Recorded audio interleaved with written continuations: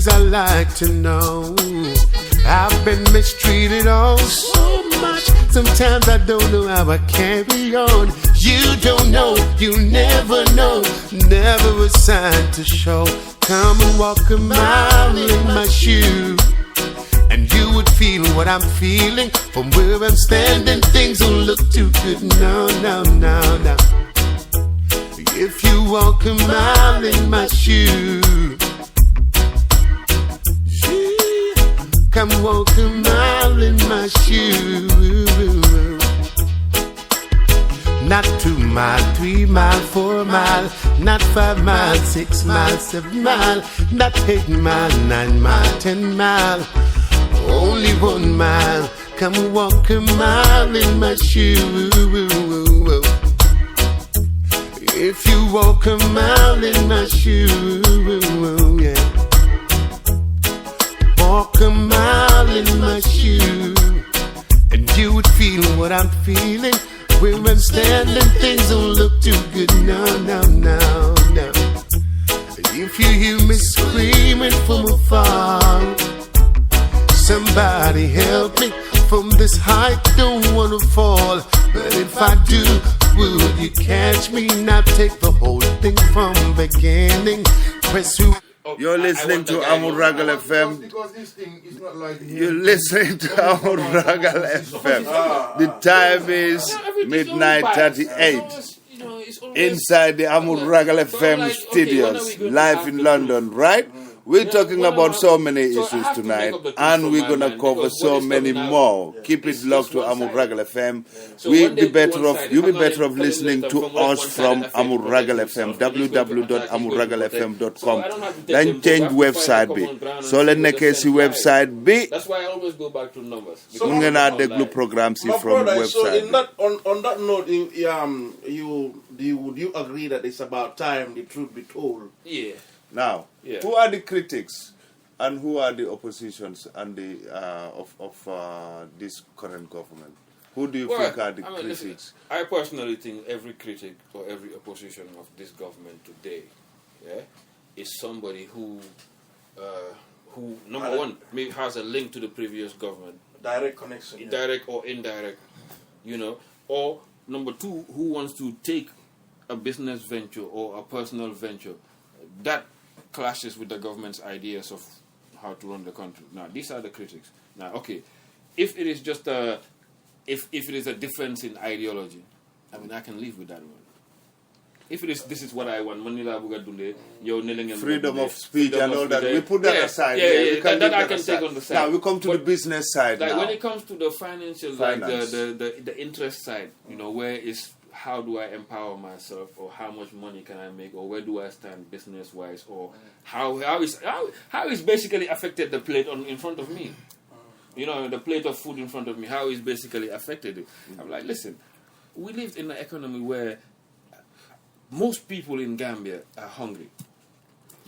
So businessmen should have a collective responsibility towards the nation. Hence, since you're the ones that are in the financial driving seat, you're the ones that run the country. So if you don't at least make business decisions with the country at heart, it's going to be very difficult. And number two, you find out certain businesses are taken with tax exemptions, like government subsidiaries. Government will tell you, if you're doing this, fine, we can give you this, we can give you that. Yeah. Now, when you establish a business in that nature, and you take advantage of certain laws that the government have put in place to protect you, to exploit its citizens, then you're committing a crime there. You're committing a crime there, so he has to come down on you. Such as? Such as, like, for example, okay, I don't want to name a business, but let's say you're importing something that is used for development. Let's say rice. No, rice is a basic commodity, and rice is a whole different, because rice too, you have the volume of orders too would affect pricing. And we have to live in a modern day world today. The price of everything is going up, so this affects prices. But let's say, okay, you bring in tractors. or you bring in any 4-wheel drive powered cars, you know, which maybe there's a law stating that if you bring any car that is supposed to use to farrow the land or to walk on the land, you know, should be exempted from import duty. So, example, then you go to the country, you find out everybody's driving a luxury Range Rover, and it's got out based on the fact that, you know, it's a 4-wheel powered car that can be used to farrow that, to walk on the land. So you use that exemption for your own personal gains. I mean, there you go. That's another little case, and there's a lot more cases, and it gets deeper and deeper with different, like hotels with tax exemptions because they're going to provide employment, or they can negotiate. They can negotiate something like that. Now, when you take that and you take that to empower just line up oneself, and you don't fulfill the obligations that you signed with the government when you were being taking these exemptions. That's when the government comes down on them. Yeah, and so somebody has to come down on them. But the problem is when it happens and they come down on them, the person they come down with has a broad family. Hence, you were saying we live in a very small community. And his family and their friends and everybody extend. The next thing you know, take someone like Gambia, just me alone. I have about 100,000 people that will stand up. People that I know that know somebody. So it becomes an opposition straight away. You know, but we have to start looking at, okay, is he right or is he wrong? Now, this has to, the government too is at fault over here because some of these things are not explained, or we don't see the process, the due process of the law being this thing. But then I can come back to another simple thing, which is budget. You know, we don't have a big enough budget to be specific. You know, we do not have a big enough budget that covers visibility or transparency in everything. But there's no more transparency anywhere of accountability. But also, and I heard 70 or 75% of the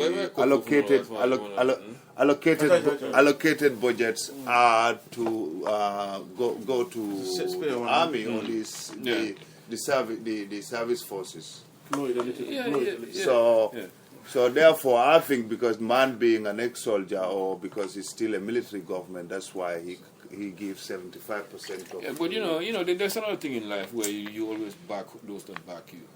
You know, you have to buy your security becomes false, particularly if you have a country where everyone's complaining about it. Your security becomes so everybody's complaining. You mean everyone is complaining about it? No, but I mean. From what we see on the media, I mean, I told you I went to Gambia, and that's not what I see. But people are always trying to twist stories, and you know, people are always encouraging the fact that we need a change. So you have to first thing you look at is security.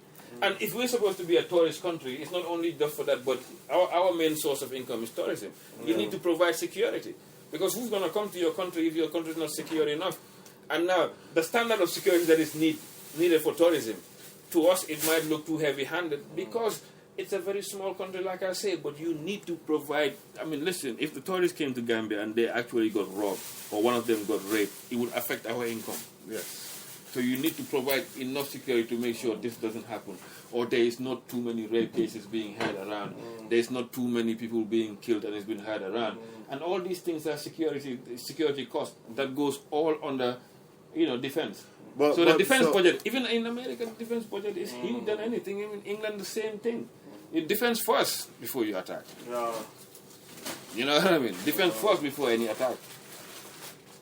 So on that note, I can understand sometimes, even though as a matter of importance, there's a whole lot more important thing for us to do.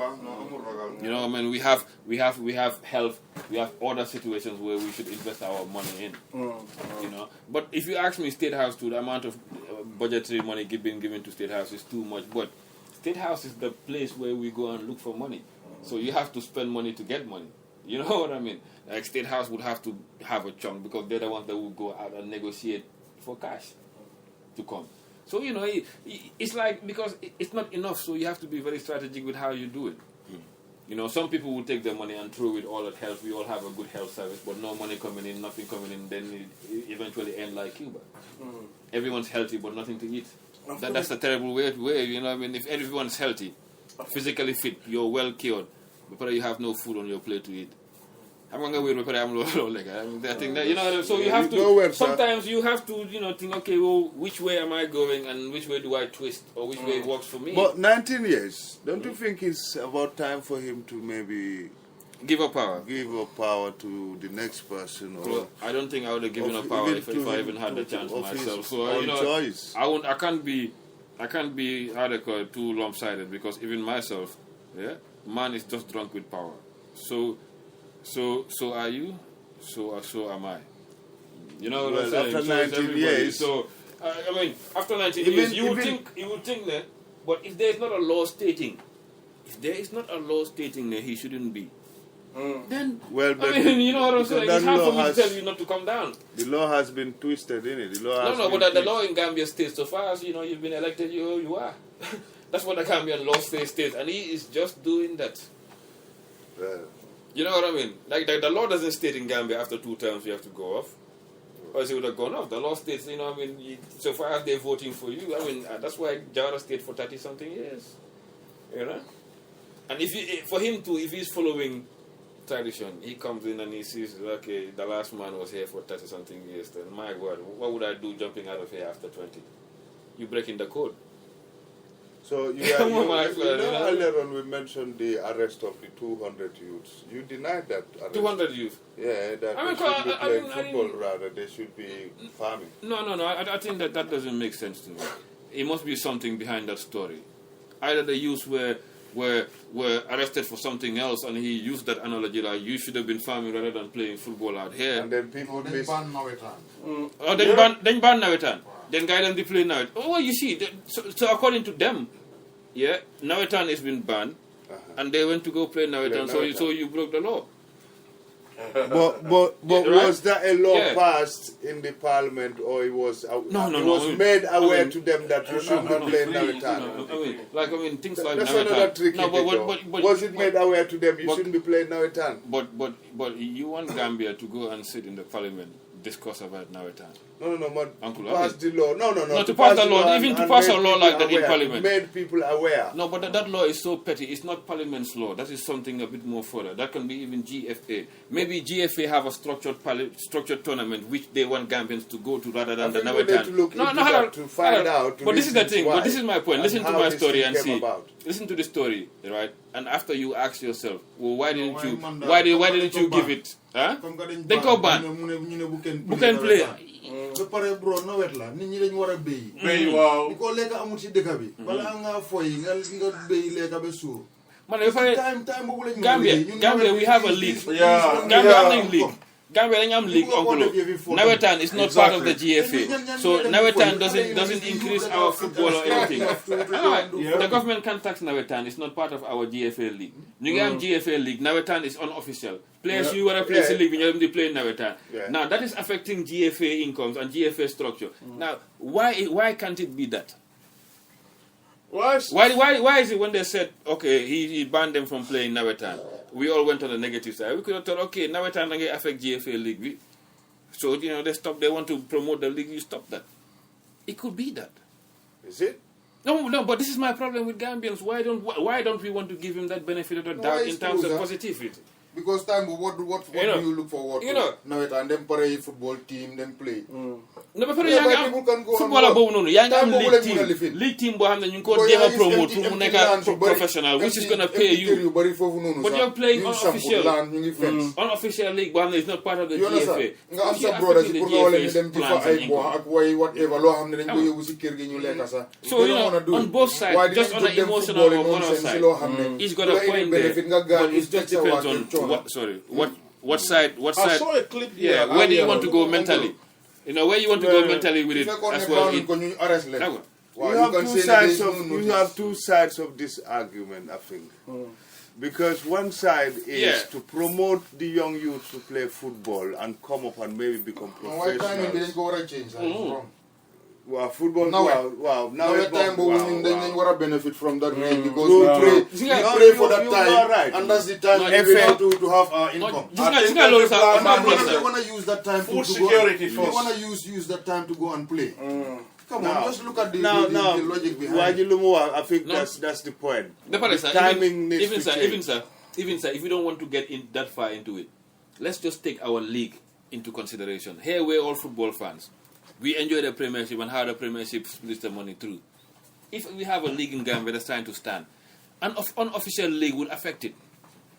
So if he passed a law, just in terms of development, if he passed a law saying, some of these forget Navetans are officials, they are regulated, they have income. From the GFA? No, they collect tickets from people, 10 pounds.